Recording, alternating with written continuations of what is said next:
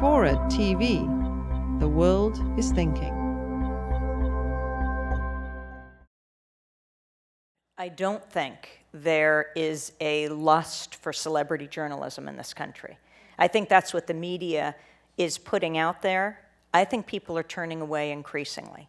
You know, as newspapers fold around the country, as network newscasts, are losing audiences as cable channels are losing audiences, I think there's a reason for that. I don't think it's just the internet, gives us all an opportunity to see other things.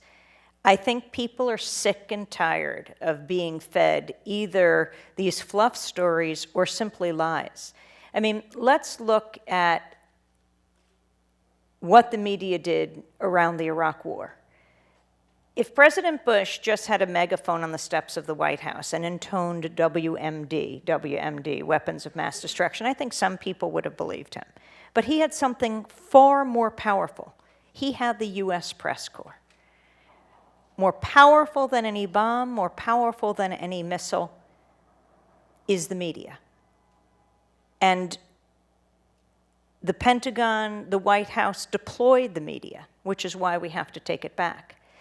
And when it turned out not to be true, of course, Democracy Now!, and you can go to democracynow.org and you can see the stories. We were interviewing high-level people in intelligence and military. They were telling UN weapons inspectors. They were telling a very different story. It's not as if the information wasn't out there. It was harder to try to find people who had proof for weapons of mass destruction. But when the media got it wrong, it showed people not only lost faith in the White House, but they lost faith in the media. And that's why I think they turned away. I mean, people care. People care if US soldiers are dying.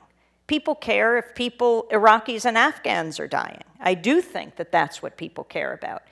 The media got it wrong, and people started looking elsewhere. Democracy Now! Went from a couple dozen stations to 800 public radio and television stations within a matter of years, because people were looking for, I really do think, original voices. And I'm not talking about partisan voices, but they were looking for independent voices that were telling the truth about their own lives and what they were seeing. And I think that also drove people to the internet, because when they couldn't find it in the establishment media, they looked elsewhere. And I think I have a great deal of respect for people in this country and around the world, and I don't think celebrity journalism is the answer. People just tune it out.